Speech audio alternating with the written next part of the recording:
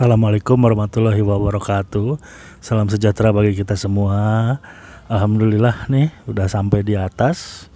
Lagi nunggu pesanan makanan. Tadi sesuai permintaan siapa ya?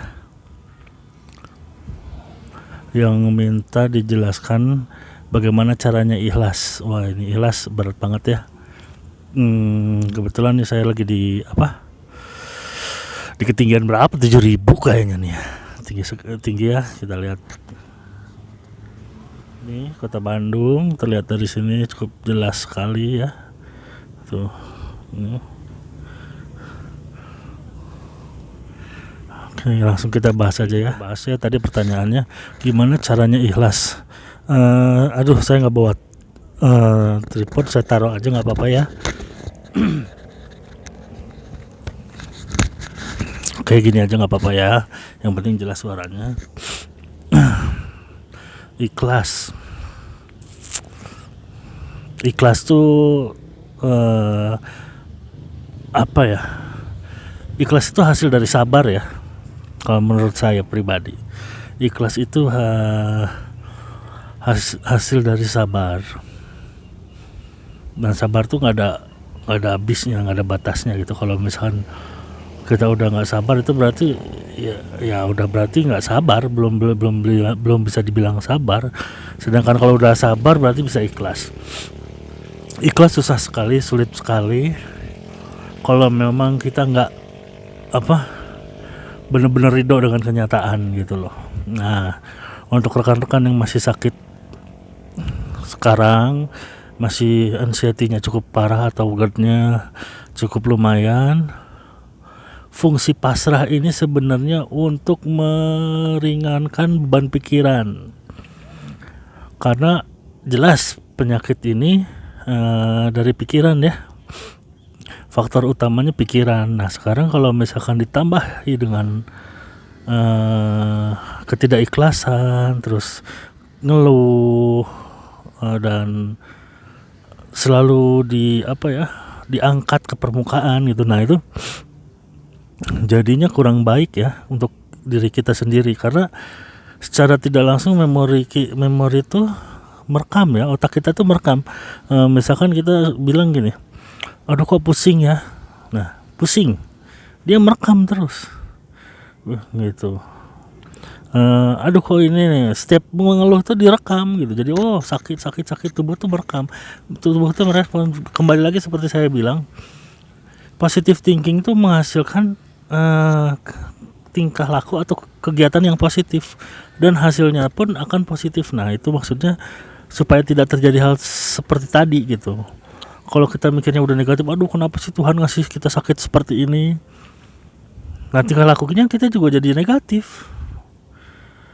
Tingkah lakunya negatif, menghardik orang, nyalahin orang, nyalahin Tuhan, nanti jadinya hasilnya apa? Sakitnya makin nggak makin parah, nggak sembuh. Coba kalau kita positif thinking, mungkin lagi diuji, nanti juga sembuh kok. Kita jalanin aja, nggak usah dipikirin, nggak usah dikeluh kesahkan gitu. Kita jalanin sambil ikhtiar, nggak usah terlalu dibawa nggak terima gitu. Maksudnya ya udah terima aja sih gitu, ikhlaskan gitu, ikhlas ya udah ikhlas. Dan biasanya ada pencetus masalahnya juga ya untuk penyakit ini tuh. Nah, itu misalkan biasanya orang-orang yang sakit GERD dan asam lambung itu tidak menerima masa depan, masa saat ini dibandingkan dia di masa lalu yang kehidupannya indah gitu. Dan dia tuh tidak nerima gitu, kok kenapa sih dulu begini. Saya juga dulu gitu. Dulu saya kemana-mana sendiri, asik aja, jalan enak aja, tenang. Sedangkan sekarang waduh cemas, takut ini gini. Nah, saya balikin lagi, saya balik tuh, saya bersyukur dikasih sakit kayak gini gitu loh. Minimal saya bisa membantu rekan-rekan gitu, jadi hidupnya lebih bernilai gitu. Terus lebih banyak hal-hal positif yang saya lakukan, lebih jauh-jauh dari hal-hal negatif lah gitu. Jadi ya kalau kita mensyukuri terus syukur ya aja lah, udah nggak apa-apa. Pasti ada sesuatu yang Allah siapkan untuk kita gitu. Nah, Tuhan yang siapin untuk kita, ya udah. Saya sewaktu sakit ini saya sampai bilang gini, kalau misalkan saya nanti umur hidup harus berbaring di kamar menyusahkan orang tua, ya sudah. Tapi saya berdoa supaya orang-orang yang di sekitar saya, orang tua dan lainnya, bisa mengerti dan bisa membantu saya gitu, menolong saya. Saya ikhlas gitu aja udah. Ternyata ya dengan ikhlas itu malah membuat saya semakin maju, semakin mau ikhtiar, semakin ya nggak terlalu memusingkan hal ini gitu, nggak terlalu dipikirin terus. Ya sudah aja, kan saya udah bilang gitu. Karena saya udah menyatakan dalam diri saya, ya udah kalau misalnya memang harus sakit seumur hidup juga, ya sudahlah, nggak apa-apa gitu. Kalau misalkan harus ya kemarin ya sampai gimana ya udah nggak apa-apa, ikhlas, ridho gitu aja. Udah, toh kita hanya dititipi gitu, hanya jadi pewayangan, hanya jadi lakon di dunia itu sebentar gitu ya. Hanya ya tempat nyari bekal untuk nanti gitu, kehidupan yang kekal gitu. Jadi ya saya mempersiapkan itu, makanya kenapa saya ngambil jalur religi daripada olahraga. Ya olahraga saya jalani, cuman lebih kentalnya ke religi, karena ya yang namanya orang anxiety takutnya banyak, takutnya ke sana, takutnya ke situ gitu, pasti takut misalnya. Nah jadi saya ngambilnya jalur itu aja lah, supaya lebih tenang, zikir apa gitu. Nah zikir lama-lama belajar. Kalau yang muslim bisa baca Al-Quran, setiap sholat baca Quran. Jadi yang dipikirinnya bukan sakit lagi, tapi kapan ya lohor, kapan ya asar gitu. Nah nunggu itu. Nah setelah beres sholat, bacalah beberapa ayat, pahami, Al-Quran tuh isinya begini. Kalau saya sih begitu ya, karena saya paham ilmu agama saya juga masih sangat-sangat rendah gitu. Jadi pengen upgrade gitu loh, supaya saya nggak sia-sia gitu. Sakit ini tuh ada nilainya juga buat saya gitu loh. Itu alhamdulillah juga kemarin pas sakit sempat selamatan gitu ya, karena udah mulai membaik, dan alhamdulillah juga khatam, walaupun terbata-bata bacanya dan entah benar entah betul entah salah gitu. Tapi ya saya merasa itu saya lebih dekat sama Tuhan gitu, saya lebih tenang. Bahkan dulu di tahun 2012 saya mulai kerja, tapi saya waktu itu anxiety-nya nggak terlalu parah ya, hanya takut waktu dulu tuh ya, takut sama takut kambuh, nggak terlalu parah lah, masih bisa ya, kalau kamu ya kambuh lah, udah gitu. Dulu tuh gitu, sampai saya bilang oke deh, saya kerja aja lah, masuk lagi kerja daripada di rumah gitu. Kalau mau sampai gimana pun di jalan, mau sampai kasarnya tuh mati juga, ya udahlah, nekat aja berangkat gitu.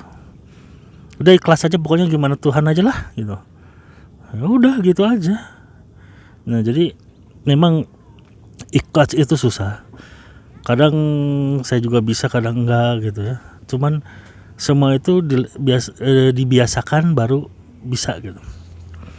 Dibiasakan supaya kita bisa ikhlas, bisa sabar. Jadi jangan terlalu menyalahkan orang, menyalahkan diri sendiri. Jangan terlalu memikirkan penyakit ini, semakin dipikirin semakin senang dia nempel gitu loh gitu. Jadi ya belajar untuk dari sekarang sedikit-sedikit merubah supaya jadi gini, belajar dari sekarang berubah diri kita jadi lebih baik, lebih positif. Karena apa? 50% dari orang yang mengidap anxiety itu bakal relapse itu bakal kambuh lagi. walaupun tidak separah yang sebelumnya, tapi kalau tidak dirubah pola pikirnya, dia akan kambuh lagi. Gitu. Serotonin yang nyusut lagi gitu. Kalau misalkan bisa untuk berubah pola pikir, nah insya Allah mudah-mudahan nggak relapse ya, nggak kambuh lagi, malah makin sehat, malah makin mencintai hidup, mencintai sesama, nggak terlalu perfeksionis, nggak terlalu keras kepala, nggak terlalu ingin menang sendiri. Jadi gunakan waktu sakit ini sebagai waktu untuk introspeksi diri gitu, kayak gitu. Jadi untuk rekan-rekan, semoga rekan-rekan bisa menghadapi ini dengan lapang dada, karena banyak kok yang udah sembuh juga, ya dulunya juga sama gitu. Ada malah yang sempet, karena aku udah pernah gitu, kemarin aku tahu polanya bakal seperti apa. Ada yang curhat ke aku, Kang, aku punya masalah begini, gini. Alhamdulillah kita sharing, dan akhirnya ya dia juga sembuh gitu, dengan keikhlasan dia, dengan cara dia menerima kenyataan, dengan peristiwa-peristiwa yang sudah terjadi pada hidupnya dia terima, dia perbaiki, dia rubah pola pikir dia sendiri supaya berpikir positif. Pokoknya semuanya positif, yang baik-baik, insya Allah bakal sembuh. Begitu juga semua agama ya, nggak ada agama yang ngajarin berpikir negatif, pasti mereka mengajari untuk berpikir positif gitu. Jadi dan cara bersosialisasi dan cara terhadap Tuhannya pasti diajarkan yang baik-baik gitu. Jadi mulai sekarang saya harapkan sih rekan-rekan bisa untuk mengambil pelajaran dari sakit ini, jangan diratapi, terima, ikhlaskan. Masalah-masalah yang bikin penyakit ini juga diikhlaskan. Misalkan ada orang yang sangat menyebalkan, ada hal-hal yang menyebalkan gitu, ada sesuatu yang membuat diri kita marah tapi ketahan, jangan dipikirin, ikhlaskan aja. Kalau misalnya orang itu atau hal itu bisa kita tinggalkan. Kalau misalkan itu nggak bisa, anggap aja kentut lewat, radio rusak, radio butut gitu. Jadi kalau marah kita tuh jadi nggak jadi gitu, yang emosi yang tadinya mau marah, kayak misalkan saya ketemu orang itu bikin sebel gitu,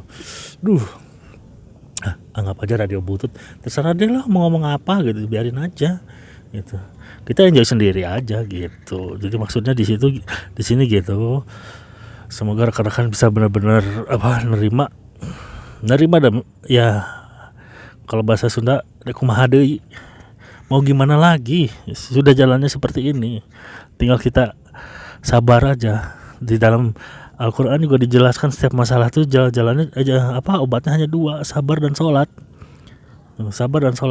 Itu kita sabar, kita sholat, sisanya ya ikhtiar aja, berdoa, tawakal ya, ikhtiar berobat atau menjaga pola makan, menjaga pola hidup, terus pola pikir sudah jelas, terus tuh berdoa, minta supaya diberikan kesabaran. Soalnya saya udah paham ya gitu, maksudnya gini, Tuhan tuh bakal ngasih ini sampai waktu yang dia tetapkan gitu, pola pikir saya ya. Tuhan tuh udah menetapkan ini sampai waktu yang dia tetapkan. Nah, kalau saya berdoa minta sembuh besok, mungkin bisa terjadi, tapi saya lebih memikirkan doanya, Tuhan beri saya kekuatan sampai ya diberikan kekuatan dan kesabaran, keikhlasan untuk ngadapin semua ini sampai selesai, sampai benar-benar sehat gitu. Kalau masalah waktu Tuhan yang tahu gitu, kalau saya sih mikirnya gitu. Jadi nggak nunggu besok sembuh, enggak, udah aja biarin. Toh nanti kok udah enakan, kok udah berani, udah ini, nah kayak gitu. Jadi nggak terlalu jadi beban buat kitanya juga, karena kita mintanya untuk diri kita, untuk diberi kekuatan, pundak yang kuat untuk menghadapi ini gitu loh. Hati yang kuat, pikiran yang kuat gitu, untuk melawan hal-hal negatif, hal-hal yang memancing kesedihan, nelangsa. Saya di sini duduk, saya sangat bersyukur. Saya nggak tahu dulu waktu sakit, saya nggak tahu masih bisa duduk di sini atau enggak. Ternyata alhamdulillah bisa duduk di ujung sini, lihat Bandung dari atas semua sampai kelihatan gunung seberang sana. Itu semua Bandung kelihatan dari sini, alhamdulillah sekali.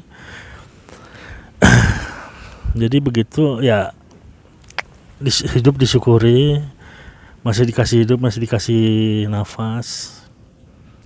Kalau masalah GERD dan anxiety memang menyiksa, sangat menyiksa, tapi gimana juga itu udah ketetapan Tuhan ya. Ya dijalani saja, roda berputar, jadi nggak usah terlalu gimana. Kita sekarang di bawah, sakit, nggak punya kerjaan, toh nggak selamanya begitu. Dulu juga kita sembuh, sehat, kuat, dan tidak selamanya seperti itu gitu. Jadi kita harus mikir ke sana juga gitu. Oke, gitu untuk yang keikhlasan, untuk yang relaksasi sebenarnya sangat bagus ya buat yang kita ini relaksasi. Sebenarnya simpel relaksasi itu, hanya melepaskan beban, semua beban. Jadi kita tuh boleh pakai audio background dari YouTube ada, atau suara sebenarnya relaksasi itu hampir sama hipnotis. Orang yang bisa relaksasi, dia dimasukin sugesti gampang gitu. Makanya belajar relaksasi dulu, memang aku 2011 tuh cepet banget kalau mau relaksasi. Jadi kalau udah ada kerasa sensasi, langsung relaksasi cuma 5 menit sampai 15 menit udah sembuh, udah sehat lagi.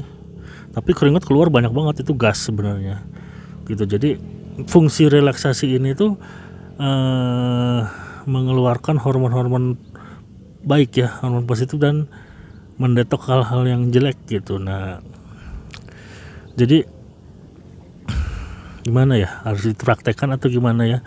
Rekan-rekan tinggal bisa duduk atau tidur, terus fokus sama nafas, tarik perlahan, keluarkan perlahan, relax, benar-benar relax, lepasin, biarkan tubuh seperti kalau kanebo basah tuh teplek gitu. Jadi benar-benar dilepas gitu, jangan ada dirasa sampai saya pernah sampai digigit nyamuk. Saya biarin, dan pernah di sini digigit nyamuk. Saya cuma pakai telunjuk ini doang, lagi tek, mati ya nyamuknya di ujung sini gitu. Nah, jadi coba relaksasi, bisa napas perut, tarik napas, kembangkan perutnya, terus tiup keluarkan, kempesin perutnya, itu fokusnya ke napas. Kita badan yang lainnya lemesin. Nanti kalau misalkan udah nafas perut beberapa kali, boleh nafas dada, pokoknya serileks mungkin. Nggak perlu nafas perut juga nggak apa-apa, serileks mungkin. Tidur, tapi nggak tidur ya, tidur, lemesin badan semua. Biasanya kayak yang lepas gitu, gitu. Kerasa badan sama kayak beban tuh kayak yang lepas, gitu. Nah itu nanti kalau udah bener-bener kayak orang tidur tapi nggak tidur gitu, kita masih sadar, relax gitu, biarin gitu, nanti keringat keluar banyak sendiri, keringat, terus relax, biarin.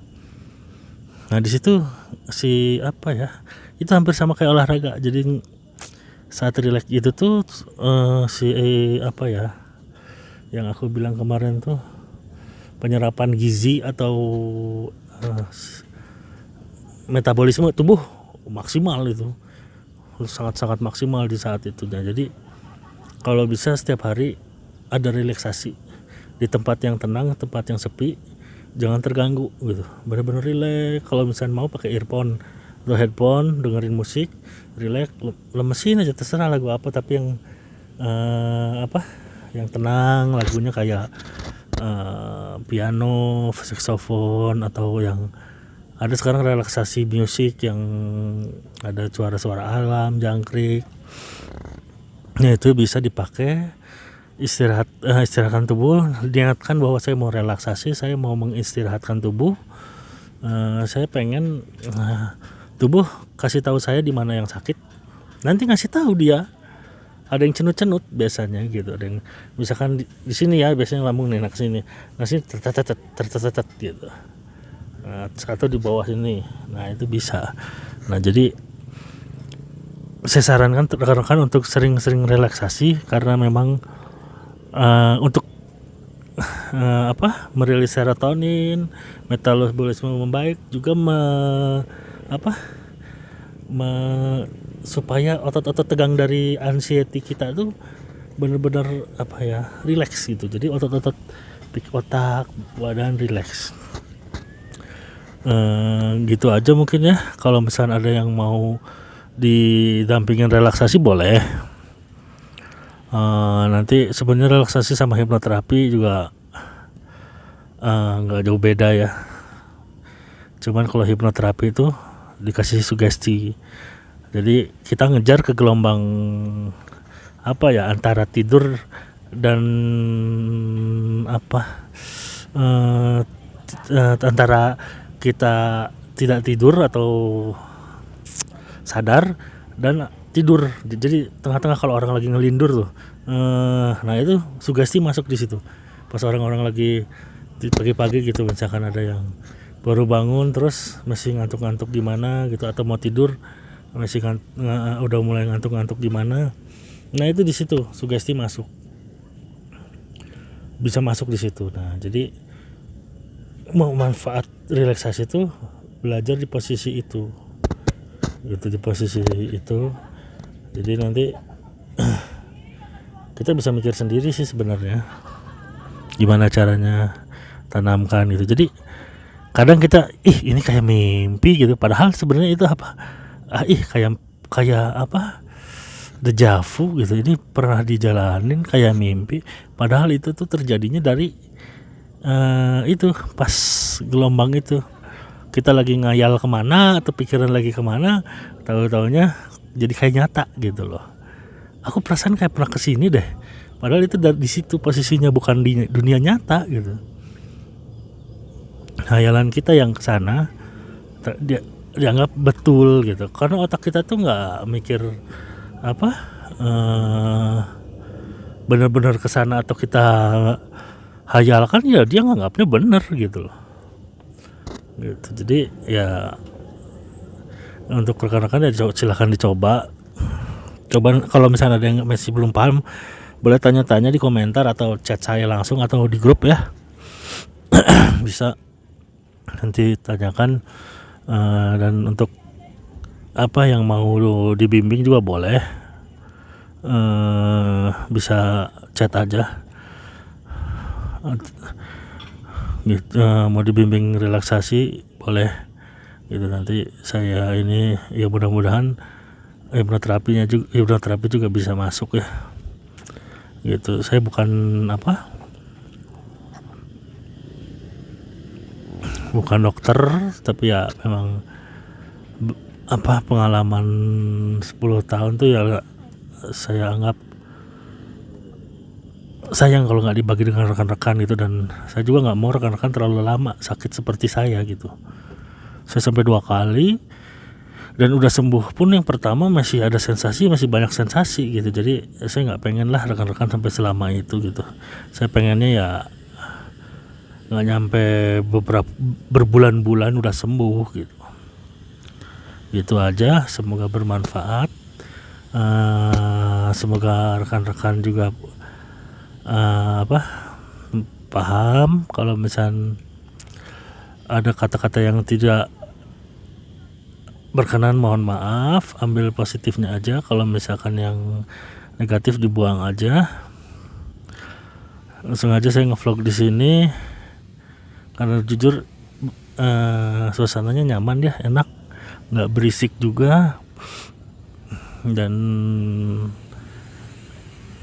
kalau bahasa Sunda nggak bibita gitu, maksudnya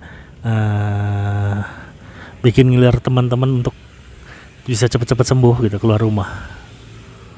Karena di sini juga makanan ya, tahu kan Sunda kan, makanan Sunda kan ada daun-daunan, pasti sambel gitu, seger lah gitu. Jadi yuk cepat sembuh, kalian manusia-manusia yang kuat, kalau kata Tulus ya.